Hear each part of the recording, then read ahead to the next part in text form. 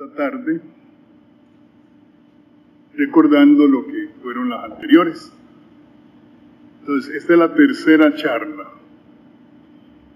En la primera respondíamos a una pregunta: ¿cómo define San Ignacio de Loyola los ejercicios espirituales? Y decíamos que para el santo, ejercicios espirituales es cualquier forma utilizada por el creyente cristiano en su situación concreta para encontrar al Señor y descubrir qué es lo que el Señor quiere de su vida. Eso significa abrir un espacio al Señor en nuestra jornada, o sea, en la vida diaria. Es un retirarnos de nuestras preocupaciones habituales para preocuparnos, centrar nuestro interés únicamente en Dios, en una relación amorosa con Él. Eso fue la primera charla. La segunda, iniciábamos con la primera parte de lo que son los ejercicios espirituales, que San Ignacio de Loyola llama primera semana. Él divide la materia en 4 semanas.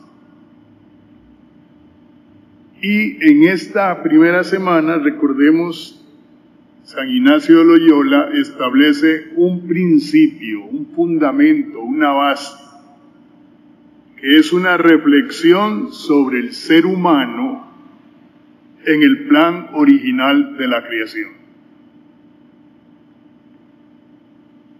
Entonces se nos recordaba que, bueno, Dios crea al ser humano de la tierra y luego le infunde el llamado aliento de vida. De esa manera lo hace un ser viviente. Pero resulta que no es uno más de los seres vivientes,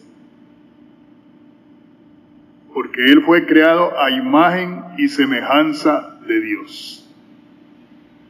Por eso no puede confundirse con lo que puede ser un animal.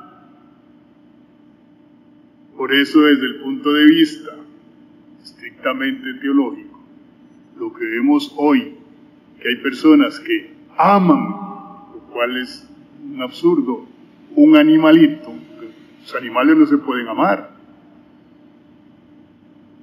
O que prefieren una mascota a una persona. Eso es, como quien dice, una aberración. Porque además Dios le encomendó a este ser, imagen suya, dominar sobre todos los otros seres creados, ya sean animales o sean plantas. Por otro lado, se nos recordaba que Dios, en el plan original de la creación, quiere compartir su vida con el hombre. Por eso coloca a Adán y Eva en el jardín del Edén. En la base de todo está una afirmación teológica importante. No podemos entender quién es el ser humano sin relación con Dios.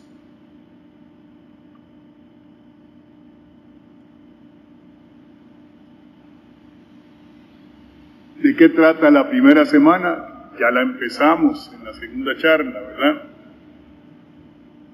Trata de responder a una pregunta muy simple. Decimos que el hombre no se puede comprender sin relación con Dios. Bien, ¿qué sucedió con la relación del hombre con Dios, que es su creador?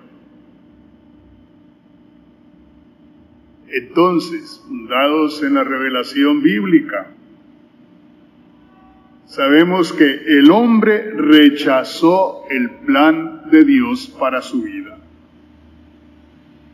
Instigado por la tentación de la serpiente, el hombre se dijo: Dios no debe meterse en mi vida. Entonces rechazó el plan de Dios y decidió actuar de acuerdo con sus propios proyectos. Nadie tiene derecho a decirme cómo debo vivir ni qué cosas son buenas o malas para mí. Eso lo decido yo. Este es el pecado de los primeros seres humanos. O digámosle de otra manera, esta es la raíz de lo que es el pecado. El gran problema está en esto. Bueno, aquellos metieron la pata, pecaron, pero fueron ellos. No. La tragedia es que los descendientes de estos primeros humanos heredaron ese espíritu de rebeldía y desobediencia y rechazaron a Dios. De esta manera se traza la historia del pecado.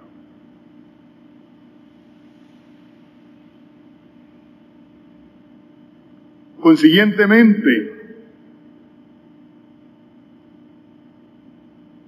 toda la humanidad, después de esta primera desobediencia,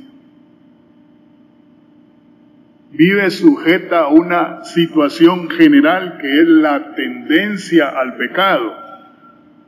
Y es una tendencia previa a la decisión que cada hombre pueda tomar.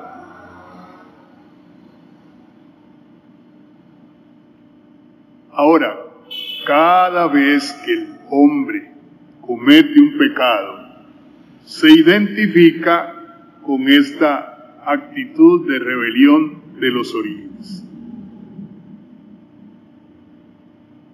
Bien, la charla pasada entonces introducíamos ese tema y lo iluminábamos con toda la doctrina que encontramos en la Sagrada Escritura.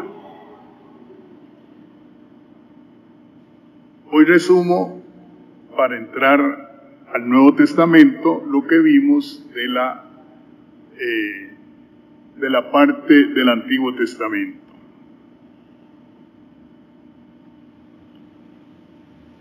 Entonces nos vamos a preguntar, ¿cómo define el pecado la revelación del Antiguo Testamento? En primer lugar, de manera muy clara, el pecado es una desobediencia y rebeldía por la que el hombre, ser creado, se erige como Señor de sí mismo, sin depender de Dios. Digámoslo, se endiosa. Esta actitud de rebeldía, de desobediencia, de soberbia, implica una serie de rupturas profundas. La primera es la ruptura con Dios. La mentalidad bíblica de los antiguos israelitas afirmaba que quien entra en relación con Dios debe purificarse. Y sobre todo en el culto, debe purificarse. ¿Por qué? Porque la relación con Dios exige una rectitud en el obrar. Por eso es que cuando Dios se da a conocer, manifiesta también su voluntad. La segunda es la ruptura con el prójimo, ya sea por una ofensa que directamente le inferimos, causamos algo contra el prójimo, ya sea por las consecuencias de nuestras acciones pecaminosas. Voy a poner un ejemplito.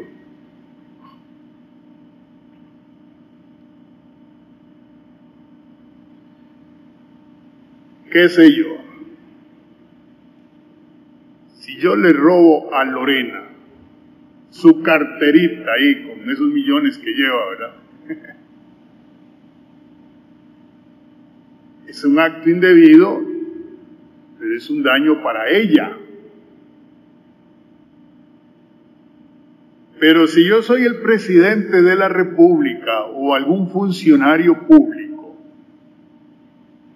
cuando yo cometo un robo, no estoy robando a una persona concreta, es a todos los que componemos la nación. Entonces ahí están las consecuencias, ¿verdad? El pecado introduce consecuencias nefastas. No hay ningún pecado que no tenga consecuencias nefastas que afecten a los demás. La tercera ruptura es con la creación, lo que San Ignacio llama las otras cosas creadas. ¿En qué sentido hay una ruptura? Porque en el proyecto de Dios las cosas que Él ha creado y puesto a disposición del hombre son para que le ayuden como medios a conservar esta relación amistosa con Él.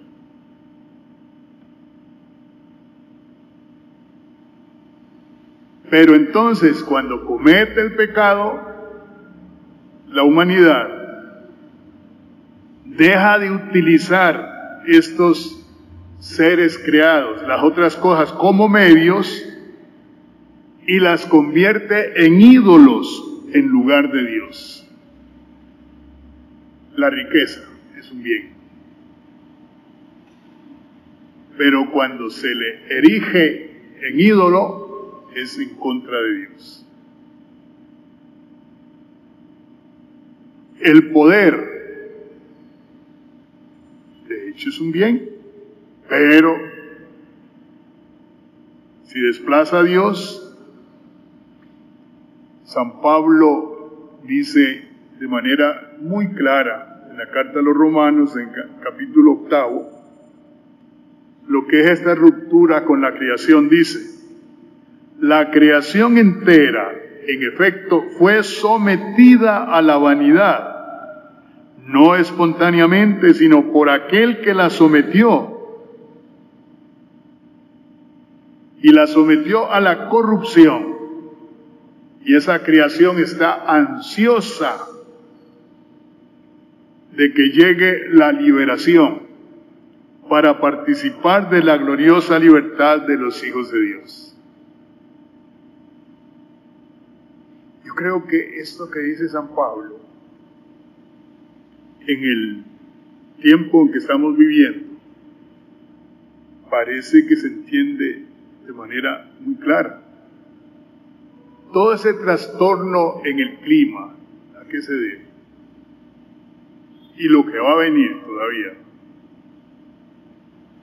ha sido que hemos empleado la naturaleza, ¿verdad?, la creación, de manera equivocada. ¿Con qué objetivo? Rendirle culto a la riqueza. Ahí está el asunto.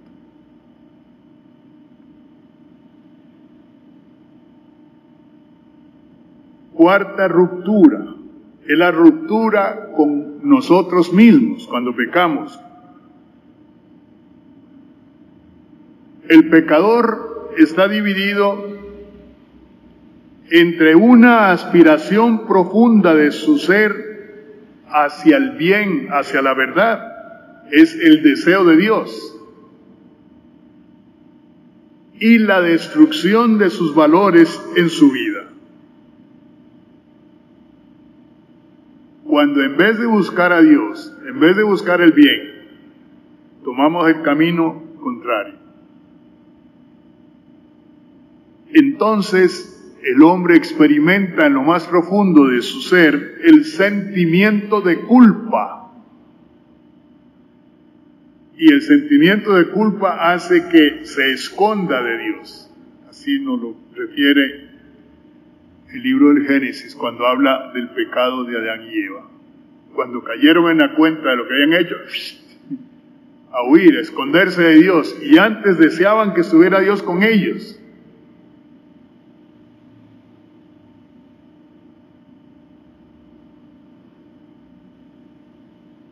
Las consecuencias del pecado. Por consiguiente, a nivel personal y a nivel social son sencillamente nefastas. Introduce el desorden, conduce al sufrimiento, a la opresión, a la esclavitud.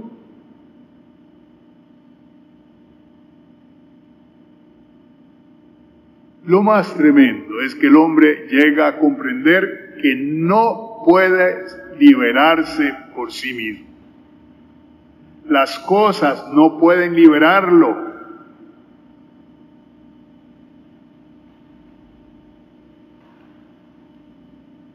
¿Cuál es la actitud de Dios frente al pecador, ya sea el individuo concreto o la comunidad, pueblo?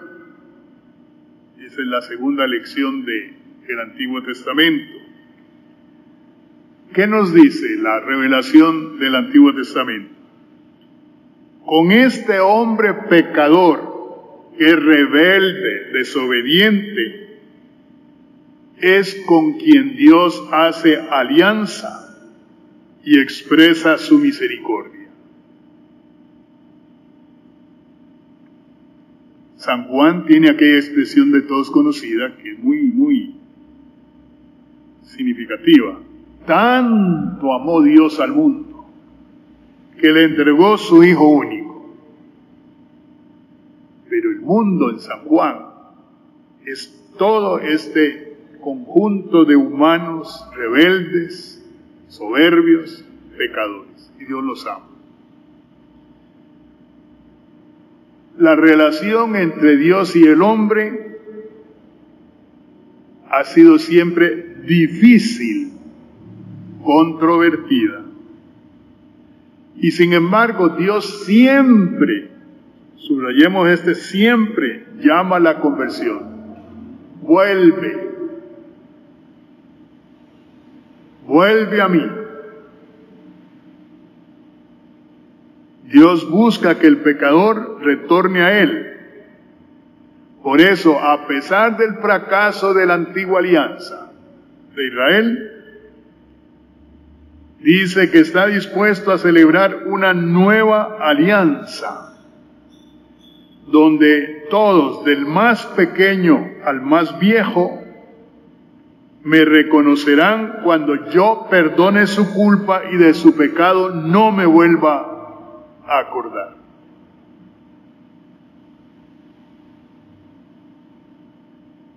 Muy importante. Dios no rechaza al pecador. Lo exhorta a la conversión.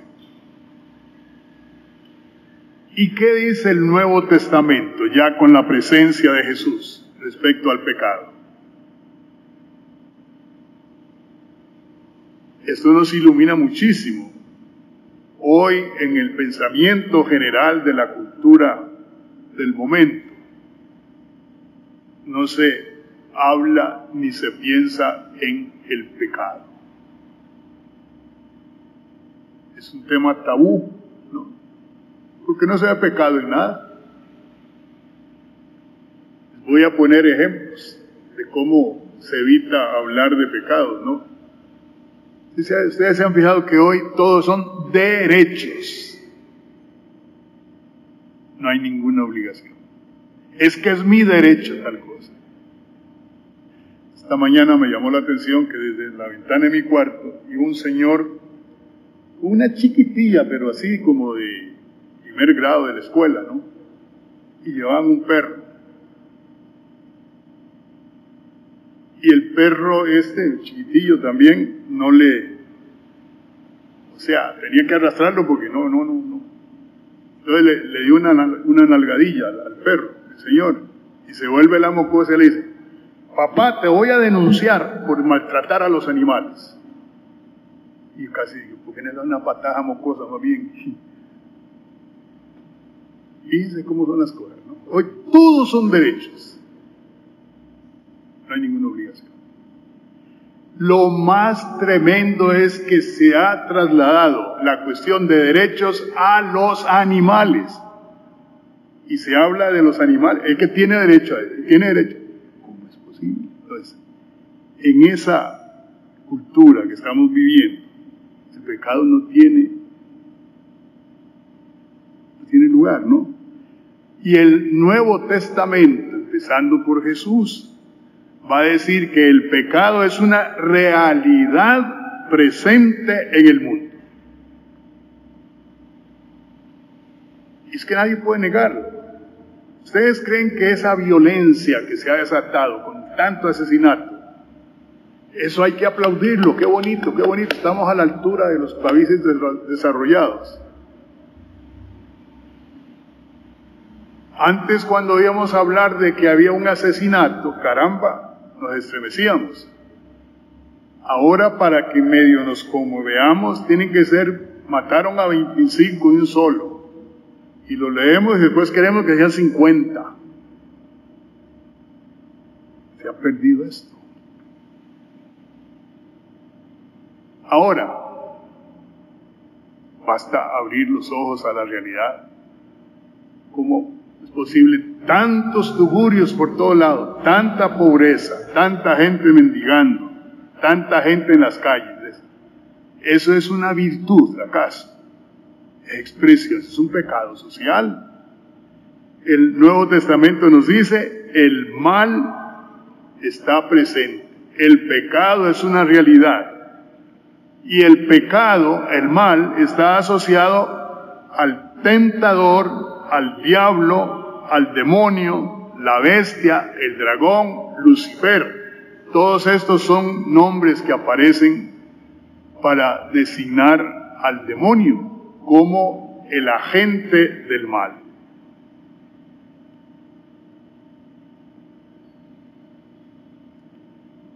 Este agente del mal, demonio, diablo, Satanás, pisuicas a la manera tica, ¿verdad? Conoce perfectamente la psicología del hombre. Sabe cuáles son sus aspiraciones, sus deseos de ser más cada día, su ambición de poder, el deseo de ser superior a todos los demás, que terminará siendo deseo de ser superior a Dios. Eso es lo tremendo. Conoce muy bien la naturaleza humana. Por eso, el demonio fomenta las ambiciones del hombre, convenciéndole de que son cosas naturales, son justas. No estás haciendo nada raro, es natural.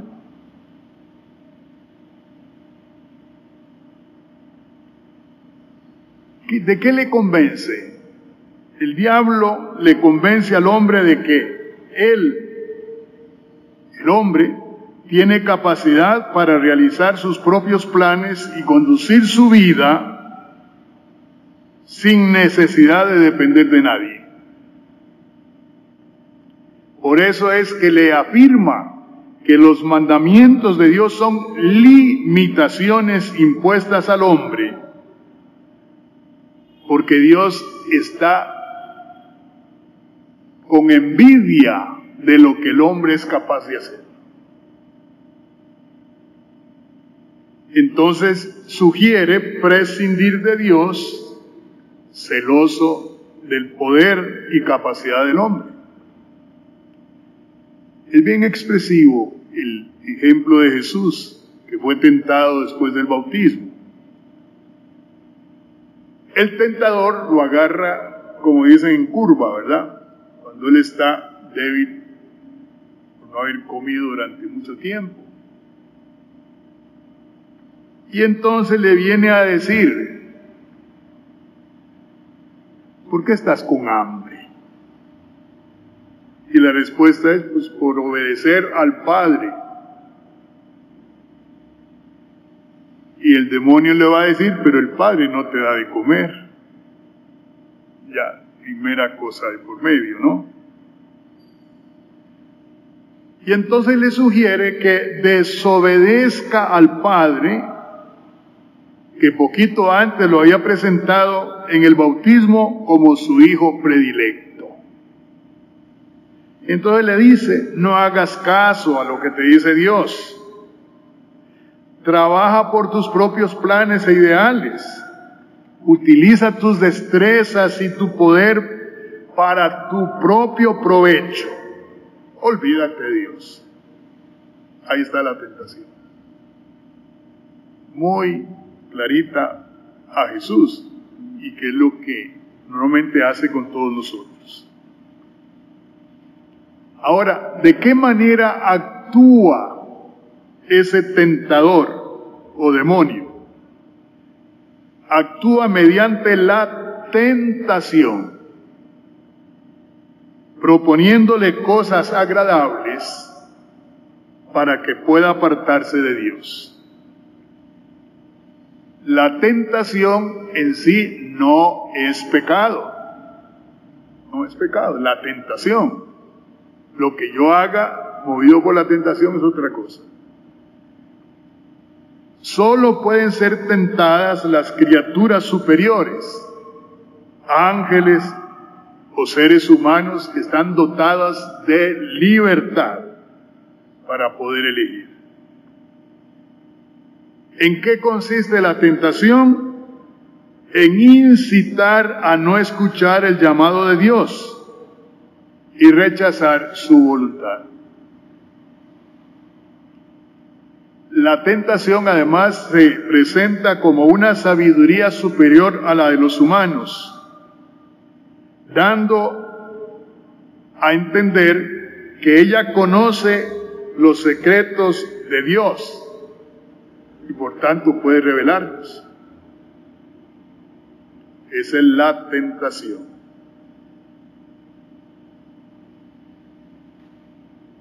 Ahora, la fuerza del tentador es la mentira o las verdades a medias. Forma típica de tentar es decir, pero ¿qué hay de malo en esto? Ven ahí verdades a medias. ¿Qué hay de malo en que hagas esto?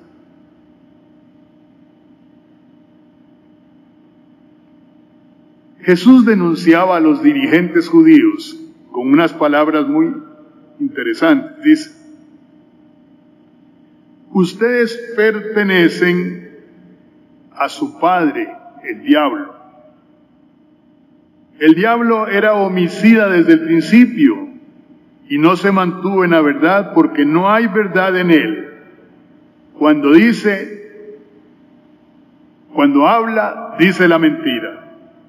Dice lo que le sale de dentro, porque es mentiroso y padre de la mentira. Y claro, él actúa de esa manera, mediante la mentira. Otra característica del tentador es que es insistente y no se da por vencido. Conoce muy bien los puntos débiles que nosotros podamos tener y por ahí entra. Si mi punto débil es la ambición por el dinero, allí me va a tentar. Si es el sexo, por ahí entra.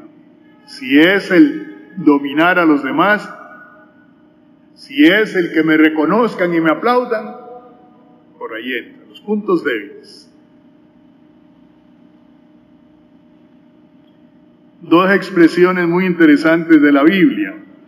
Caín está tentado de matar a su hermano Abel. Y Dios le advierte, mira, a la puerta está el pecado acechando como fiera que te codicia. Tú tienes que dominarlo. Y San Pedro dice, el diablo ronda como león rugiente buscando a quien devorar. Está por ahí dando vueltas, ¿no? Esta es la razón por la que nosotros vivimos en una constante tensión, que al mismo tiempo es como una desgarradura interior. San Pablo en la carta a los Romanos, capítulo 7, lo expone de manera muy clara. Dice, entonces, San Pablo contrapone el deseo de hacer el bien y lo incomprensible que termine haciendo el mal. Dice, realmente mi proceder no lo comprendo, pues no hago lo que yo quiero, sino que hago lo que yo aborrezco. Y si hago lo que no quiero, es que no soy yo quien obra, sino el pecado que habita en mí. Pues yo sé muy bien que nada bueno habita en mí, porque querer el bien lo tengo a mi alcance y lo deseo, mas no el realizarlo, puesto que no hago el bien que quiero, sino que obro el mal que no quiero. ¿Quién me librará de este cuerpo que me lleva a la muerte? Pues soy yo mismo quien con la razón sirvo a la ley de Dios, y con la carne, con mi debilidad, a la ley del pecado. Tremendo eso, ¿no? Sentirse desgarrados. El problema es que como el demonio es tan astuto, cuando caemos,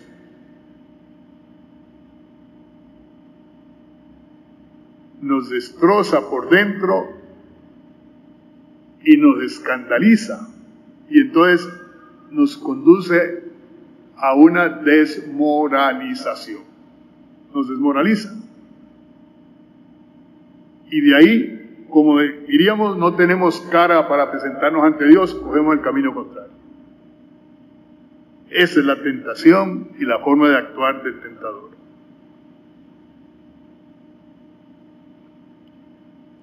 La otra afirmación tremenda del Nuevo Testamento es que todos son pecadores.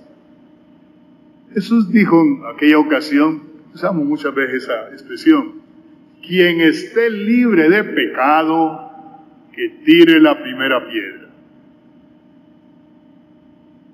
Menos mal que fueron honestos aquel montón de viejos que estaban persiguiendo a aquella mujer, ¿verdad? ¿Qué habría ocurrido si alguno tirara la primera piedra, no?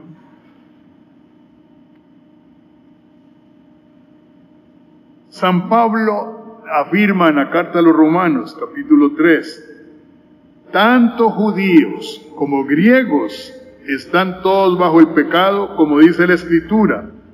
No hay quien sea justo, ni siquiera uno solo. No hay un sensato, no hay quien busque a Dios. Todos se desviaron, a una se corrompieron. No hay quien obre el bien, pero ni siquiera uno.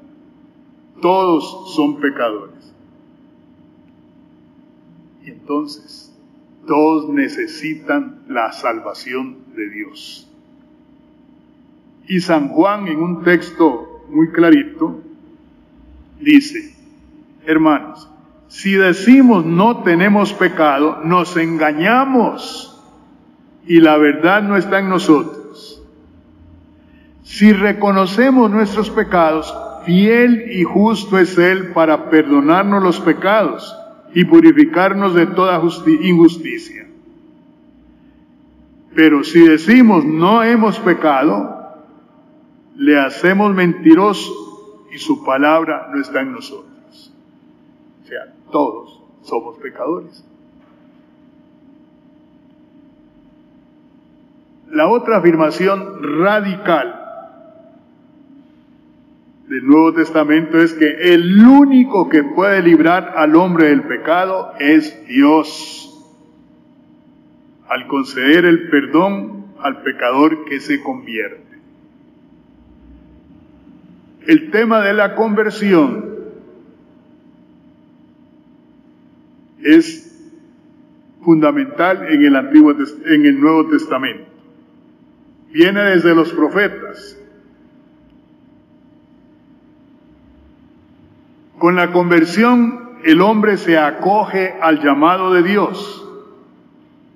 Juan Bautista apareció, dice el Evangelio, proclamando un bautismo de conversión para perdón de los pecados. Jesús inició su predicación pública con esta expresión: conviértanse, crean en la buena noticia.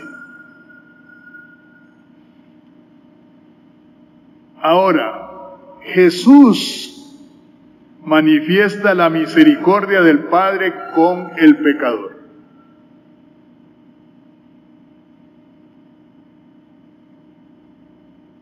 Lo que más llamó la atención en su momento de la conducta de Jesús es su actitud con los llamados pecadores de su tiempo y con las mujeres.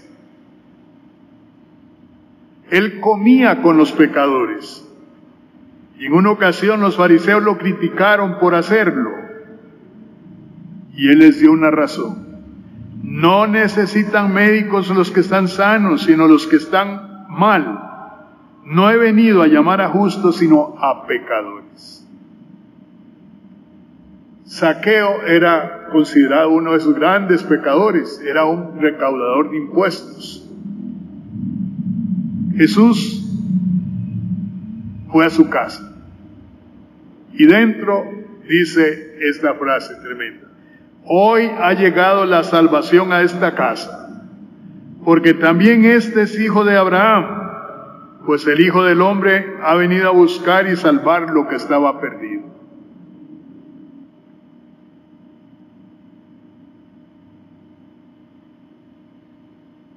Jesús expresaba esta preferencia por los pecadores para liberarnos del pecado.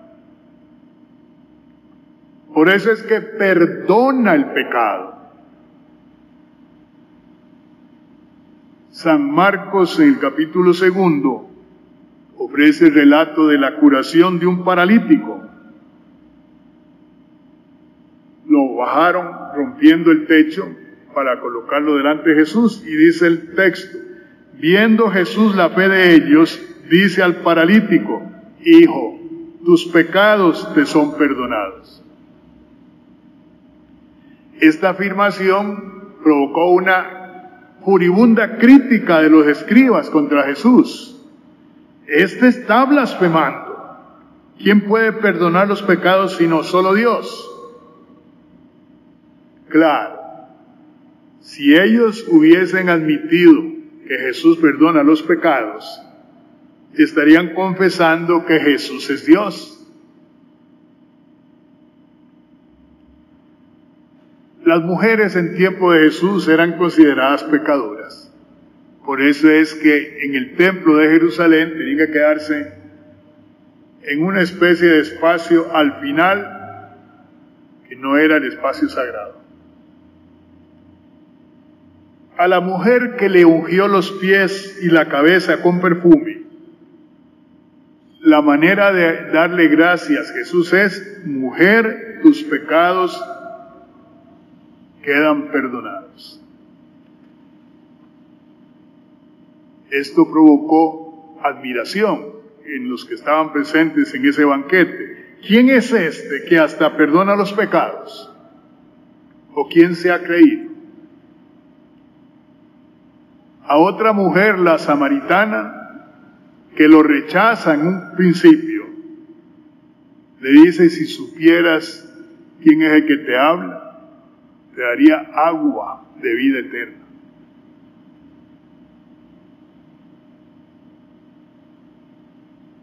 Y hablando con la mujer, le dice que trajera a su marido. Y la mujer le dice: no tengo marido. Y Jesús le dice, bien has dicho, eres sincera. Has tenido 5 y el que tienes ahora no es tu esposo. Como él la amansó a esta mujer agresiva, enemiga de los judíos, samaritana, hasta que llegue a exclamar, sé que eres profeta. Yo sé que va a venir el Mesías. Y de una forma, para mí, de una ternura tremenda de Jesús, yo soy el que te está hablando. Yo soy el Mesías que esperas. Y Jesús se ofrece a esta mujer. A la mujer adúltera que intentaban lapidar, Jesús le pregunta, ¿nadie te ha condenado? Nadie, Señor. Pues tampoco yo te condeno, pero vete y en adelante no peques más. Esta misericordia de Dios manifestada en Jesús queda muy bien expresada en las llamadas parábolas de la misericordia que nos trae San Lucas en el capítulo 15. Es la parábola de la oveja perdida que todos conocemos, de la dracma perdida y sobre todo la del hijo pródigo.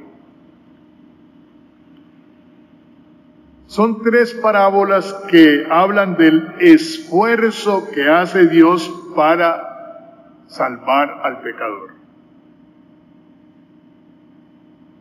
¿Y qué ocurre cuando el pecador acoge la palabra del Señor y se convierte?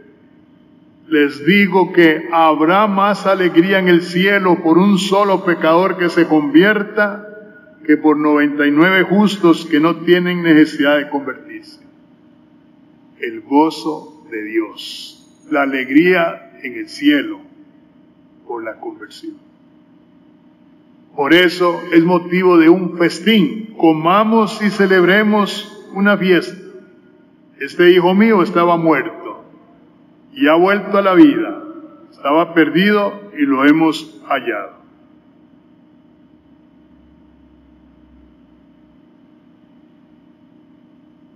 La alegría de Dios es la conversión del pecador.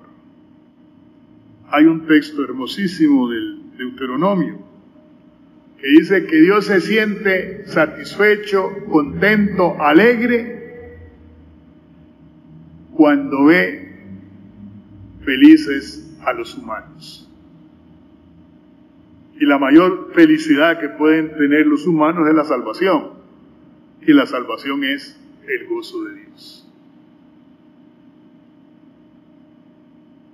Jesús hizo un esfuerzo increíble por conducir a la gente a la conversión. Esa gente está simbolizada en la ciudad santa de Jerusalén, en el pueblo de Israel. Pero más bien esa ciudad vivió la muerte de Jesús. Hay 3 pasajes realmente impactantes de lo que es esto de sentirse rechazado de Jesús. Primero dice, Jerusalén, Jerusalén, la que matas a los profetas y apedreas a los que te son enviados. ¿Cuántas veces he querido reunir a tus hijos como una gallina a sus polluelos bajo las alas? Y no has querido. Qué esfuerzo tan grande. ¿Cuántas veces lo he intentado? Otro texto, al acercarse y ver la ciudad, vio Jerusalén así de lejos, lloró por ella, diciendo, si también tú conocieras en este día el mensaje de paz, pero ahora ha quedado oculto a tus ojos. Solo 2 veces se dice en el Evangelio de Juan y de Lucas que Jesús lloró. Es en esta ocasión al contemplar la ciudad impía y cuando le dan la noticia que había muerto su amigo Lázaro. El esfuerzo de Dios por salvarnos. Este esfuerzo de Jesús, tercer texto, alcanza su punto culminante con la entrega de su vida por la salvación del pueblo. Esta es mi sangre de la alianza, que es derramada por muchos para el perdón de los pecados.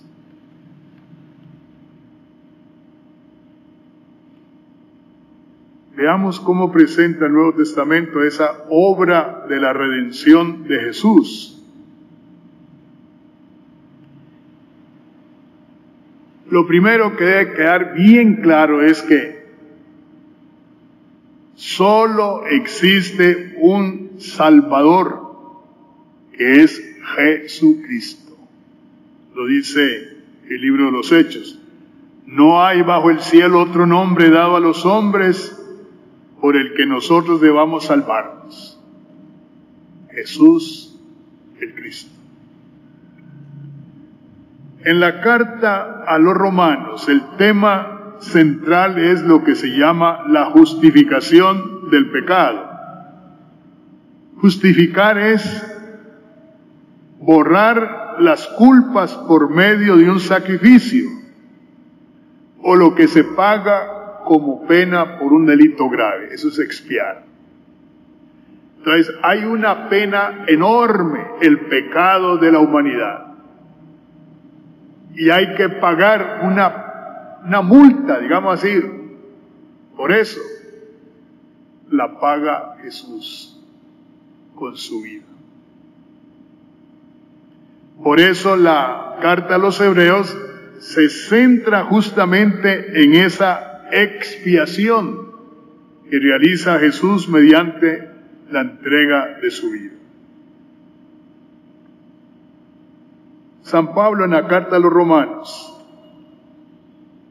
es muy expresivo.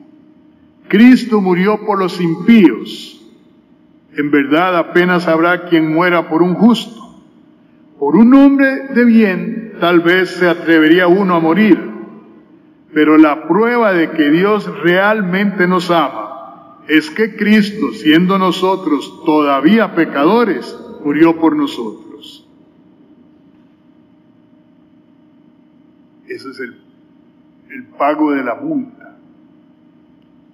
En la carta a los Gálatas dice, se entregó a sí mismo por nuestros pecados para librarnos de este mundo perverso. Cristo nos rescató de la maldición de la ley, haciéndose él mismo maldición por nosotros. Es decir, ocupó nuestro lugar. Y a los colosenses les escribe, y a ustedes que estaban muertos en sus delitos, los vivificó juntamente con él y nos perdonó todos los pecados. Canceló la nota de cargo que había contra nosotros y la suprimió colgándola en la cruz. Como diría, hay una factura que hay que pagar. Es una condena a muerte. Dice que Jesús la agarró, la colgó en la cruz y nos liberó.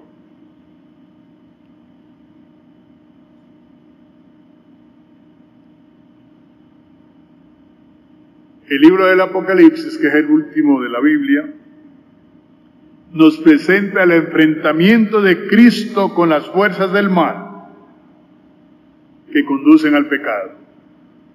Cristo es el Cordero degollado,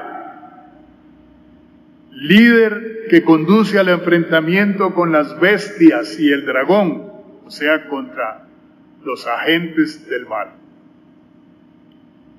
El vencedor es el Cordero, que derrota definitivamente al dragón y salva a la humanidad, que dice el Apocalipsis, una muchedumbre inmensa que nadie podía contar, de toda nación, raza, pueblo y lengua.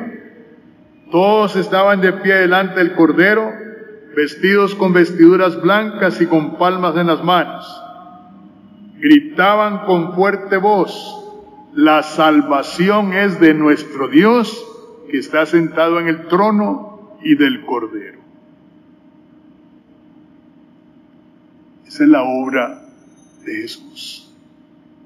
Expresión de la misericordia de Dios, es decir, del amor de Dios por el pecador.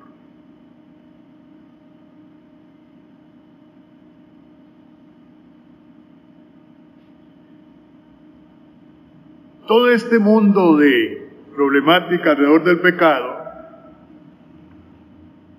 es la que constituye la materia de la primera semana de los ejercicios espirituales.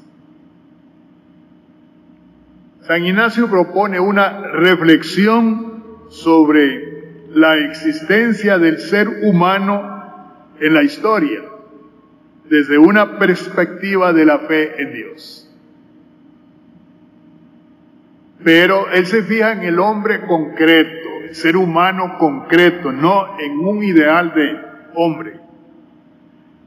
Se fija en el hombre que vive en este mundo compartiéndolo con otros seres, rodeado de infinitas cosas. Recuerda que este ser humano tiene su origen en una acción de Dios. Lo tomó de la tierra e insufló su aliento de vida. El centro de la existencia del hombre histórico que conocemos es Dios. Por eso San Ignacio decía, el hombre ha sido criado para alabar, hacer reverencia y servir a Dios nuestro Señor, y por medio de esto salvar su alma. Por eso no podemos comprender al hombre prescindiendo de su profunda relación con Dios, ya sea relación de amistad con Él o de enfrentamiento, pero Dios siempre está allí. Ahora, siendo criaturas de Dios, somos seres débiles y limitados. Y esta condición criatural plantea una serie de interrogantes sobre nuestra relación con Dios, con los demás, con el mundo creado.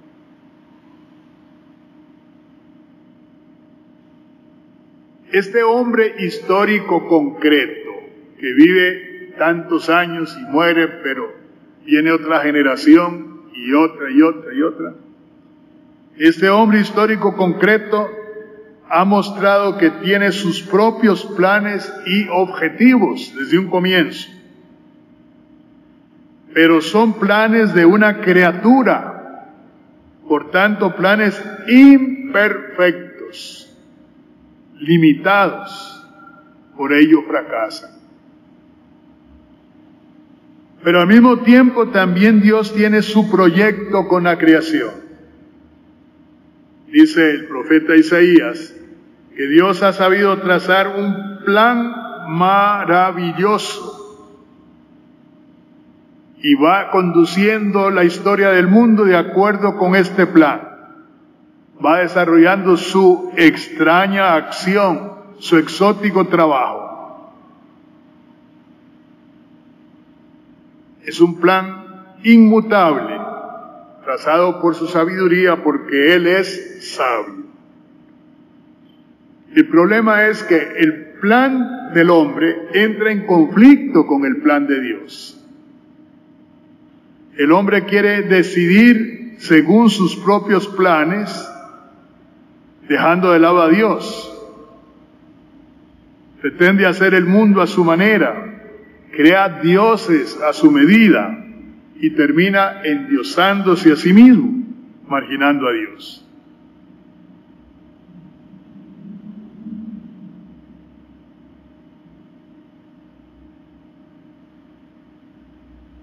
La historia del ser humano, desde sus comienzos y pasando por la conformación del pueblo elegido de Israel, es una historia larga y conflictiva en relación con Dios.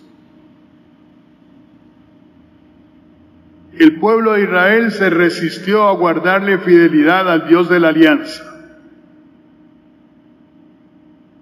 Y es que desde un comienzo el hombre ha pretendido edificar una ciudad y una torre con la cúspide en los cielos, aquello de Babilonia, ¿no? Llegar allá donde está Dios, mirar a Dios y sentarnos nosotros en su sitio. En el Nuevo Testamento resuena aquel grito: ¡crucifícale! De nuevo el rechazo absoluto de Dios. Finalmente vamos a recordar lo siguiente. Bueno, todo esto que les he resumido, ¿de dónde lo sacó San Ignacio? ¿Cómo se le ocurrió todo esto? Mire, en realidad lo que nosotros tenemos en todo este librito de los ejercicios espirituales, en la primera parte, o sea, la primera semana, es la reflexión de un hombre concreto, San Ignacio de Loyola, sobre su vida y el sentido de su existencia. Es como si San Ignacio estuviera acá y nos cuenta lo que ha sido su reflexión. ¿De qué manera? Miren, hablando a la manera de ahora, ¿verdad? Hay un antes y un después en la vida de Ignacio. Antes del 20 de mayo de 1521, con la herida que sufrió en Pamplona, y un después, ¿verdad?, que es luego de la herida. Pues bien, esta herida que él sufrió en una pierna, en la rodilla, en Pamplona,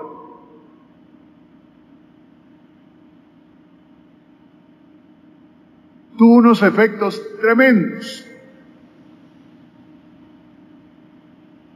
¿Por qué? Porque hizo que San Ignacio se sintiera incapaz de valerse por sí mismo y dependiera de los cuidados que podían ofrecerle los demás. Pero ¿dónde está la dificultad aquí?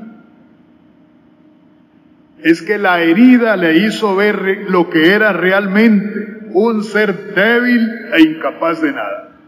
Porque Ignacio era soberbio. Él se creía omnipotente, como él mismo lo confiesa. Esa herida fue un golpe mortal a su orgullo y soberbia de caballero. Esos caballeros que llevaban su uniforme de militares, ¿verdad?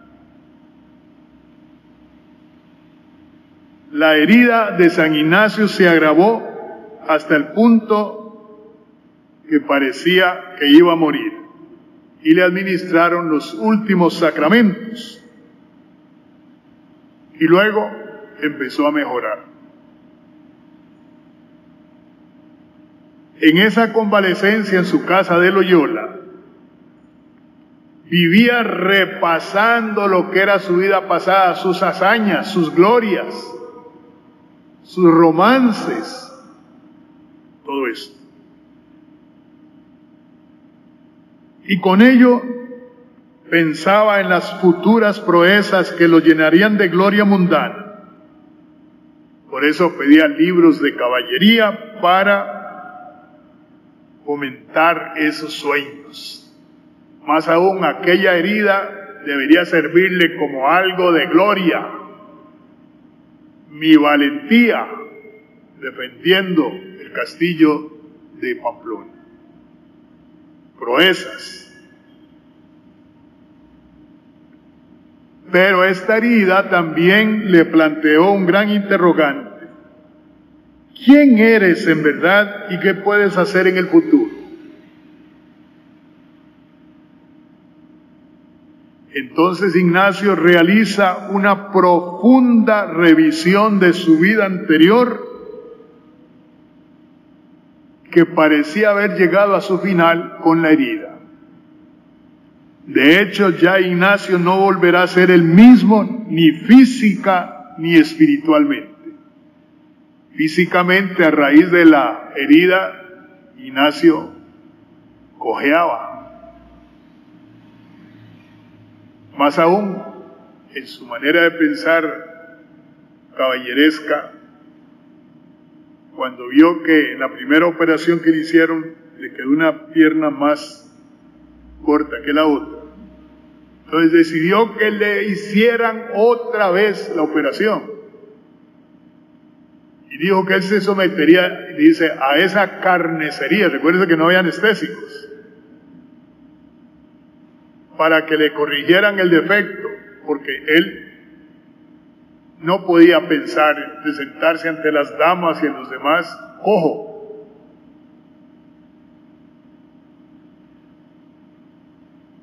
Pero aquí comenzó a cambiar el horizonte de su vida. Aquí comienza su conversión. Y tuvo una visión de la Virgen Santísima, lo que fundamentó su profunda devoción por ella. La herida de Pamplona se convirtió en un encuentro con el Señor, como lo tuvo Pablo. Y dice que de ahora en adelante se esfuerza por seguir a Cristo, por si consigo alcanzarlo, habiendo yo mismo sido alcanzado por Cristo Jesús.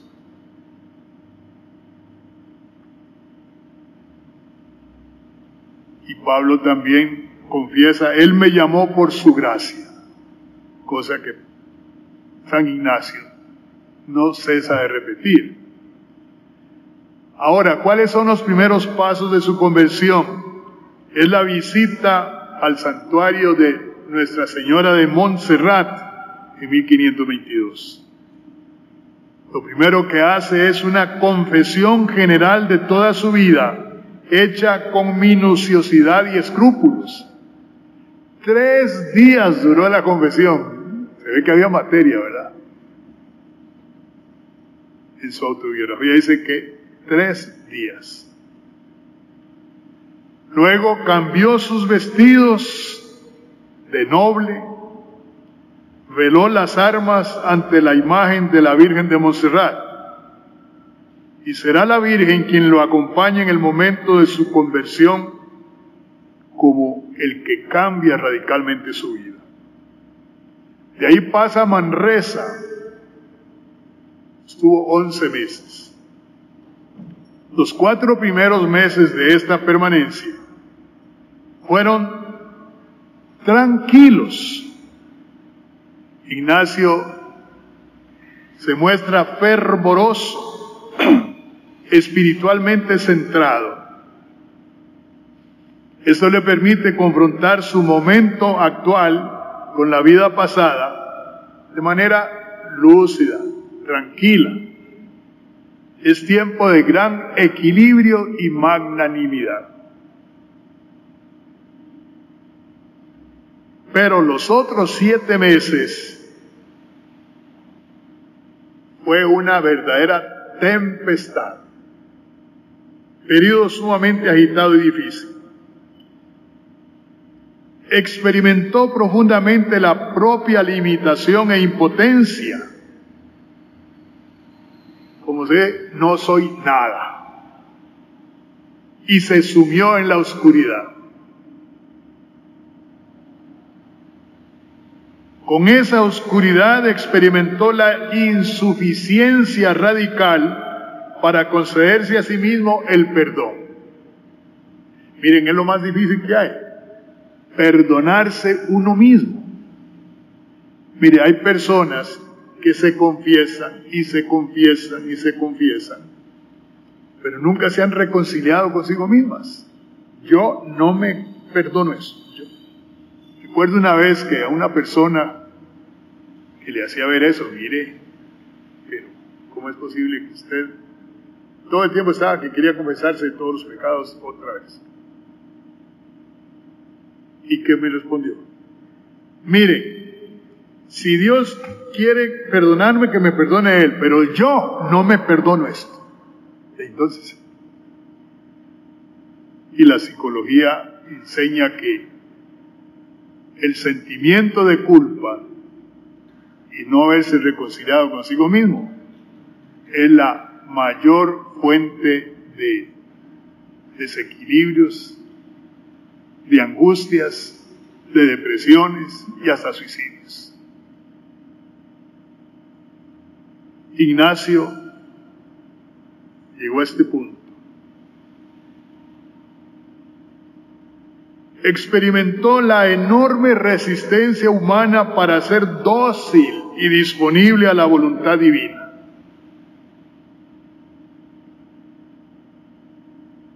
En este caso, para aceptar la reconciliación con Dios, aceptar que Dios me ama a pesar de mis pecados, aceptar el perdón que me concede. Vivió lleno de tentaciones, incluso del suicidio. En la famosa autobiografía nos dice que ahí en Manresa, es una roca allá arriba, ¿no? Y luego viene el precipicio. Él iba allá ya decidido a lanzarse para salir de aquellos escrúpulos, porque lo atormentaba. Y luego confesaba que solamente Dios fue el que le detuvo. Estaba decidido a suicidarse. En esta situación, Ignacio comprendió las palabras de Jesús: sin mí ustedes no pueden hacer nada. Ignacio se encontró en el fondo de un profundo pozo del que le era imposible salir por sí mismo. Esa conciencia de que él no podía salir de ese pozo es lo que lo indujo a la tentación de suicidarse. Y es Dios mismo quien se digna sacarlo del abismo. Sin mí no pueden hacer nada. Confiesa San Ignacio: quiso Dios que despertara como de un sueño. Y luego tuvo una visión que lo transformó totalmente, la llamada visión del Cardoner. Dice: y no se puede declarar los particulares que entendió entonces, aunque fueron muchos, sino que recibió una grande claridad en el entendimiento, de manera que en todo el discurso de su vida, hasta pasados 62 años, reuniendo cuantas ayudas haya obtenido de Dios y todas cuantas cosas ha habido, aunque las junte todas en uno, no le parece haber alcanzado tanto como en aquella vez sola. Y esto fue en tanta manera de quedar con el entendimiento ilustrado, que le parecía como si fuese otro hombre y tuviese otro intelecto del que tenía antes. La profundidad de este encuentro con Dios de Ignacio es lo que le hace decir: no entraré en detalles. Es tan profundo que no hay palabras para poderlo expresar.